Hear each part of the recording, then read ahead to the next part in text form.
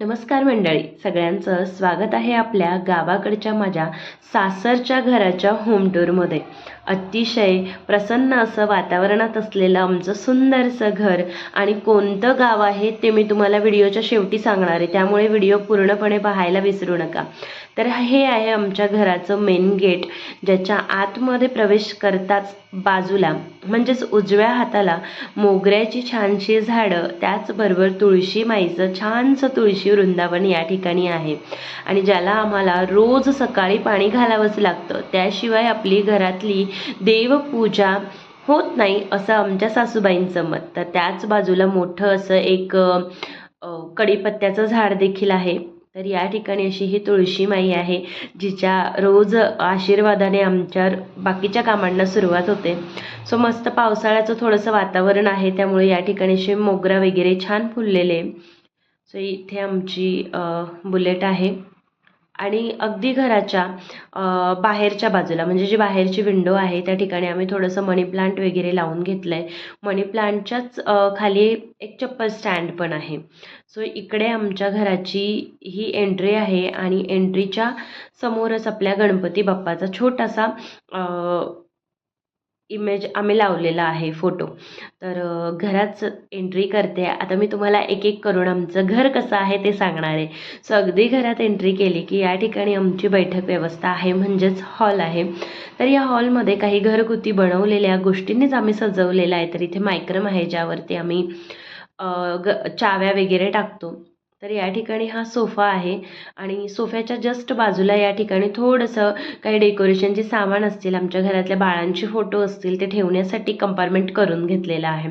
तर इथे T V unit आहे, त्याच्या बाजूला आमच्या सासूबाई ब्लाऊज शिवतात, त्यामुळे तिथे थोडेसे मशीन वगैरे आहे. तर प्रत्येक आपल्या मराठी माणसाच्या घरामध्ये महाराजांचा फोटो हा असतो आणि तो असलाच पाहिजे. सो अशा पद्धतीने काहीसा आमचा हॉलचा लुक आहे. तर या ठिकाणी 2 विंडो आहेत मोठ्या. गावाकडे घर असल्यामुळे अतिशय म्हणजे हवा खेळती राहते. आणि आमच्या घरातलं म्हणजे हॉलमधलं एक गोष्ट सांगू ना, तर तिथे फॅन वगैरे आम्ही बसवलेला नाही आहे. तर इथे एक छोटंसं कूलर आहे, जे कधीतरी चालू होतं. हे बघा, इथे अजिबात आम्ही फॅन वगैरे लावलेला नाही, कारण खूप छान अशी मोकळी हवा लागते आणि गरम व्हायला लागलं तर कोणी बाहेर जाऊनही झोपू शकतं. सो हॉलच्या पुढे आलं की या ठिकाणी जिन्याच्या खाली थोडी जागा आहे, त्याखाली अजून एक मशीन ठेवलेलं आहे. आंबे पिकवायला घातलेली आहे. खुर्च्या वगैरे असं काही डाळी साळी आम्ही जिन्याखाली ठेवतो. तर ही जी आहे ही आमची थोडी छोटी बेडरूम आहे, जी माझ्या छोट्या देराणीची आहे. तर तिथे देखील 2 विंडो आहेत. बघा, छोटी रूम आहे तरी देखील 2 विंडो आम्ही बनवलेल्या आहेत, त्यामुळे घरामध्ये खूप सगळ्या विंडो आहेत. तर त्या रूममधून म्हणजे हॉलच्या थोडं साईडने एक दरवाजा केल्यानंतर पुढेच आमचा बेसिन एरिया येतो. तिथे एक मोठासा आरसा लावला आहे, त्याच्याच बाजूला छोटंसं सामान ठेवण्यासाठी एक छोटं युनिट केलं आहे आणि जस्ट त्याच्या बाजूला माझी मास्टर बेडरूम आहे. तर हे सगळं माझं लग्नातलं सामान आहे. सो ह्या बेडरूमला देखील 2 अशा मोठ्या मोठ्या विंडो आहे. इकडे वॉर्डरोब आहे आणि वॉर्डरोबवरती आमचं दोघींचं लग्नाचं जे काही सामान आहे ते आम्ही ठेवलेलं आहे, जे काही जास्त वापरत नाही. सो हे आहे माझं मेकअपचा आरसा ज्याला म्हटलं जातं, तर ते. तर सकाळी सकाळी यामध्ये स्वतःला आवरायला मला छान मजा वाटते. इथून मेकअप केल्यानंतर इथं छान बघायचं मागे कोणाचं काय चाललंय. तर ह्या विंडोमधून आमचं मागचं गाव दिसतं. आणि सध्या माझं वाचन चाललेलं होतं मृत्युंजयचं, जे की थोडंसं झालेलं आहे, ज्यामुळे माझ्या मनालाही छान वाटतं आणि दुपारचा वेळ माझा खूप चांगला जातो. सो गावाकडच्या घरांचं हेच असतं की तुम्हाला मोकळी जागा भेटते, छान तुमच्या मनाप्रमाणे ऐसपैस घर बांधता येतं. तर बघा, अगदी फॅन नाही आहे, पडदा किती उडतोय त्यावरून तुम्ही अंदाज लावा की किती छान हवा लागत असेल इथे. सो जस्ट आमच्या बेडरूमच्या बाहेर निघालं की या ठिकाणी एक टॉयलेट आहे आणि बाथरूम आहे. सो टॉयलेट 2 आहेत आमच्याकडे, एक जे बाहेर आहे तेही मी तुम्हाला दाखवेल. सो इथून सुरू होते ती आमच्या किचनची एंट्री. सो किचन देखील खूप मोठा आहे आमचा, जे की आमच्या बायकांचं आवडीचं ठिकाण असतं, जिथे सगळं काही आपल्या मनाप्रमाणे करता येतं. सो फ्रीज आहे, म्हणजे एंट्री केल्या केल्या लगेच फ्रीज आहे, त्यावरती आम्ही 2 छोट्याशा फुलदाण्या ठेवलेल्या आहे. बाकी कुठलाही पसारा आमच्या सासूबाईंना अजिबात आवडत नाही, त्यामुळे राहिलं तर फक्त त्यावरती चाव्या वगैरे असतात. सो त्याच्या जस्ट बाजूला ही मांडणी आहे. डेली जे भांडे लागतात त्याची. आता तसे तर आमच्या घरामध्ये खूप भांडी आहेत, अशा 3-4 मांडण्या भरतील एवढे, पण ते सगळे आम्ही दुसऱ्या एका कोठीमध्ये ठेवून दिलेले, कारण ते फक्त कार्यक्रमाला बाहेर काढले जातात. नाही तर घासायच्या वेळेस आम्हाला अक्षरशः 3-3, 4-4 दिवस लागतात भांडे घासायला. सो इथे आहे ही मोठी डब्यांची मांडणी. सो अशा पद्धतीने इथे परत आंबे आहेत, कारण आमचे घरचेच आंबे आहेत, त्यामुळे इतके आंबे निघतायत ना. तर या ठिकाणी आंबे आहे. अशा पद्धतीने आमचं किचन अरेंज असतं. आमच्या घरी तुम्ही कधीही या डब्यांवरती अजिबात ठसे दिसणार नाही, कारण आम्हाला स्ट्रिक्टली एक ट्रिक सांगितली डब्बा उचलायची, जेणेकरून डब्यावर ठसे उमटणार नाही. सो जस्ट मोठी मांडणी आहे डब्याची, त्याच्या बाजूलाच इथे ना देवघर आहे आमचं, जिथून सकाळी आमची पूजेची छानशी सुरुवात होते. आणि या ठिकाणी ह्या अशा पिशव्या, आता मळ्याकडे जे राहत असतील त्यांना माहिती, अशा छोट्या मोठ्या पिशव्या मळ्यातून मिरची असेल, वांगे असतील, असं घरगुती भाजीपाला आणायला आम्हाला कामात येतो.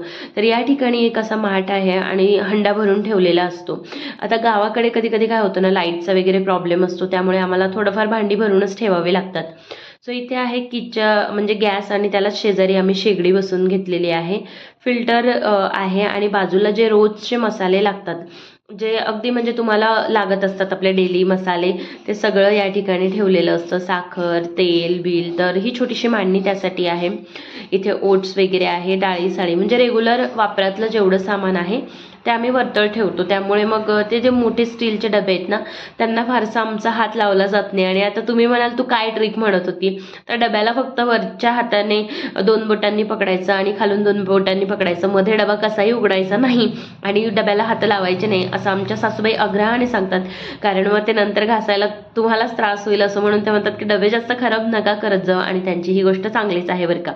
तर या ठिकाणी किचनला देखील अशी ही मोठीशी खिडकी आहे, आणि ही खिडकी उघडली ना, सकाळी सकाळी मस्त असं सूर्यनारायणाचं आमचं दर्शन देखील होतं.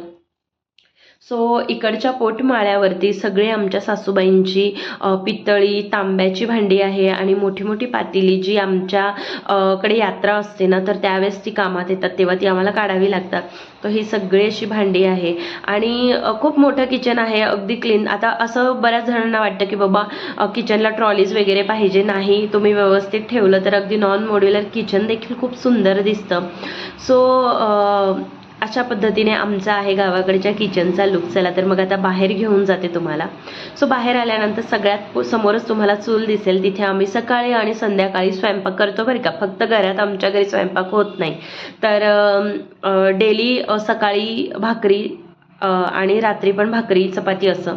तर असं बाहेर आल्यानंतर या ठिकाणी 2 नळ आहे, एक गरम पाण्याचा, एक थंड पाण्याचा. तिथं धुण्या आणि भांड्याची सोय केलेली आहे. सो बाजूला इथे आमच्या सासऱ्यांची गाडी, तिकडे आमची क्रेटा लावलेली आहे. आणि जस्ट पुढे आलं की इथे काही शेतामध्ये लागणारं सामान जे असतं ते ठेवलेलं आहे. धान्य वगैरे ठेवण्याची खोली आमची दुसरी आहे, ती पण तुम्हाला दाखवते. इथे पिल्लू त्या मांजरीसोबत खेळतोय, त्याला कितीही नाही सांगितलं तरी तो त्या पिल्लाला पिल्लू सोडत नाही आमचं. सो इथे एक दुसरी आम्ही रूम करून घेतली, ज्यामध्ये आमचं सगळं धान्य दळायची गिरणी वगैरे आहे, लग्नाचं माझं मशीन वगैरे ठेवलेलं आहे, मुलांची खेळणी आहे. धान्य म्हणाल तर गहू, बाजरी, सगळी प्रकारची धान्य, कडधान्य आणि शेतात लागणारं प्रत्येक छोटं मोठं सामान आमचं ह्या रूममध्ये आहे. म्हणून ती आमची खुफिया रूम, पण सगळं काही मिळणार, म्हणजे जादुई रूम. जे काही मिळत नाही ते त्या रूममध्ये मिळणार. तर अशा पद्धतीने खूप मोठी जागा आहे बाहेर सुद्धा. आणि तुम्हाला मी म्हणाली होती एक बाथरूम आमचं बाहेर आहे, तर ते हे मागच्या बाजूला एक टॉयलेट केलेलं आहे. जेव्हा कधी पाहुणे वगैरे येतात तर त्यावेळेस ते इकडे जाऊ शकतात. सो इथून माझ्या रूमचा एक लुक दिसतो. आणि या पद्धतीने इथे मागे देखील भरपूर जागा आहे. तर तिकडे सिंचनाच्या नळ्या, कधी कधी आमचा ना खूप पाऊस वगैरे आला तर गोठ्यात वगैरे शेळ्यांना बांधता नाही आलं, तर त्यांना इथे मागे बांधण्यासाठी जागा आहे. सो इथून आता पुढे गेल्यानंतर मी पुढचा एरिया दाखवते. सो इथे आमची दुपारी मस्त पिल्लू, आम्ही खाटेवर बसतो, गप्पा मारतो. सो हा मेन गेट आहे, आणि मेन गेटच्या बाजूला एक छोटंसं देखील गेट आहे. सो या ठिकाणी आता तुम्ही म्हणाल काय झाकून ठेवलंय. आता पावसाचे दिवस म्हटले की शेतकऱ्यांची लगबग असते, आपल्या गुरांसाठी खाण्याचं व्यवस्थित झाकून ठेवलं गेलं पाहिजे. तर या ठिकाणी सगळा असा भुसा जो असतो ना, तो आम्ही तयार करून ठेवलेला आहे. आणि हा आमचा झोपाळा, जिथे भुसा असतो ना तिथे असतो, पण आता तो आम्ही सध्या बाजूला केलेला आहे. या ठिकाणी छोटी छोटी आंब्याची झाडं आहे, आळूची पानं, गुलाबाचं झाड, गवती चहा, अशी भरपूर झाडं आहेत. झाडे म्हणा, रोपटं म्हणा, जे म्हणतात ते. आमच्या सासऱ्यांना खूप आवड आहे झाडं वगैरे लावायची. आणि आमची संत्रीची बाग आहे, तर या ठिकाणी संत्रीचं देखील एक झाड आहे, त्याला छोटे छोटे संत्रे आहेत. आणि त्याच्या मागे एक केळीचं झाड आहे. नंतर बरीच अशी छोटी मोठी झाडं मागे आहे, पण तिकडे खूप सगळी अडचण असल्यामुळे मला तिकडे जाणं काही शक्य झालं नाही. आणि या झोपाळ्यावरती मस्त चहा घ्यायचा आणि संध्याकाळी बसायचं. वा वा, काय छान वाटतं ना तुम्हाला सांगू. इथे आमची मैना, बुलेट आणि बाहेर देखील असं समोरच आमच्या ना अजून शाळा आहे बरं का, मराठी शाळा. तर एवढं भारी वाटतं ना, सकाळी सकाळी सगळी मुलं शाळेत जाता आणि समोर कधी कधी असं वाटतं आपणही जाऊन बसावं. एवढं छान वातावरण आहे ना गावाकडचं, तुम्हाला काय सांगू. तर बाहेरच हा गोठा आहे. आता हा गोठा आम्ही आमच्या म्हणजे दुसऱ्या मळ्यामध्ये शिफ्ट केलाय, तिकडे बांधायचं काम चालू आहे, तर तो तिकडे जाणार आहे. पण कधी कधी पाण्या पावसाची समोर असले की मग व्यवस्थित असतं. अशा पद्धतीने घरी कोंबड्या आहेत, शेळ्या आहेत, म्हशी आहेत, बैल नाही आमच्याकडे. इथे ही बकरी आहे, मांजर आहे आणि ट्रॅक्टरची भरपूर सगळे अवजारं अशी बाहेर आहे. तर ही आली माझी मैना. हिला एवढं आवडतं ना दुपारचं खेळायला. हिला कितीही म्हटलं ना बाजूला जा, पण ही काय जात नसते. आपण जिकडे जातो तिकडेच हिला पण यायचं असतं. तर बघा, तर किती छान वाटतं ना गावाकडे. खरं तर जेव्हाही मी शहरात असते त्यापेक्षा मला गावाकडे एवढं छान, म्हणजे एक रुटीन फिक्स असतं तुमचं, किंवा मग त्या रुटीनमध्ये काहीतरी बदल घडतो. कोणीतरी अचानक येता पाहुणे. आता पाहुणे म्हटलं तर आमचं सासूबाईंचं सासर माहेर एकच, त्यामुळे आमच्या घरी लगबग असतेच, कोणी ना कोणी येतच असतं, म्हणून इतकं छान वाटतं ना. तर चला आता मी मेन तुम्हाला दाखवते. जो व्ह्यू आहे ना आमच्या गावामध्ये, तुम्हाला हिल स्टेशनपेक्षा कमी वाटणार नाही, तर ते दाखवते. तर इथून असं जिन्याच्या वरती तुम्हाला म्हटलं काही सामान आमच्या घरी जिकडे नाही तिकडे ठेवलेलं दिसणार आहे. सो ही आहे एक काचेची इकडे मोठी विंडो. सो इथे 2 डोअर आहे, एक मेन डोअर आणि एक सेफ्टी डोअर. तर इथे सोलर वगैरे बसवलेला आहे आम्ही. गाव खूप छोटं आहे आमचं, व तुम्हाला सांगते इतकं थंड. आणि कायम तुम्ही उन्हाळ्यात जरी आले ना तरी तुम्हाला हिरवळ दिसेल, कारण सीना डॅम जे समोर दिसतोय ते सीना धरण आहे आमच्या गावाच्या, म्हणजे अगदी माळ्याच्या वरती. आमच्या भरपूर जमिनी ह्या डॅममध्ये गेलेल्या आहेत. सो अशा पद्धतीने दिसतं. सकाळी सकाळी उगवता सूर्य आणि मावळतीचा सूर्य या दोन्हींचा अनुभव आम्हाला गावामध्ये घेता येतो. पावसाळ्यामध्ये तर विचारूच नका तुम्ही, इतकं छान वाटतं ना. आणि गाव ना थोडंसं टेकडीवरती सारखं आहे आमचं, आणि शेतं अशी खाली खाली. जेव्हा तुम्ही कधी फिरायला जाल, म्हणजे आम्ही जातो ना, तेव्हा इतकं छान वाटतं ना, असं वाटतं पण कुठेतरी छान लांब आलोय आणि मस्त या गावाकडच्या घराचा अनुभव घेता येतो. तर इथे असं खाली आहे.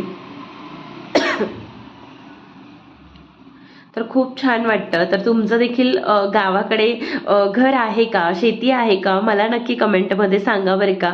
आणि तुम्हाला कसं वाटतं गावी गेल्यावरती ते देखील सांगा. तर अशा पद्धतीने मस्त असं हे आमचं गाव आहे. तर गाव सांगते आमचं अहिल्यानगर जवळचं सांगवी, चवर सांगवी म्हणून आमचं गाव आहे. तर इथून हे असा बाहेरून आमच्या घराचा एक लुक दिसतो. तर कसा वाटला आजचा व्हिडिओ मला नक्की सांगा. गाव खूप छोटं आहे, ते ट्रॅक्टर दिसतंय ना तिकडे आमचं गाव संपून जातं बरं का. अगदी 2-3च गल्ल्या आहे, पण खूप छान गाव आहे. तुम्हाला कसा वाटला व्हिडिओ ते मला नक्की सांगा. आणि पुढच्या व्हिडिओमध्ये तुम्हाला काय बघायला आवडेल ते देखील सांगा. भेटूया लवकरच पुढच्या व्हिडिओमध्ये. आणि राहिलं बरं का, तिकडे एक मंदिर देखील आहे बघा. घर आहे जवळ, शाळा आहे आणि मंदिर देखील आहे. Bye bye.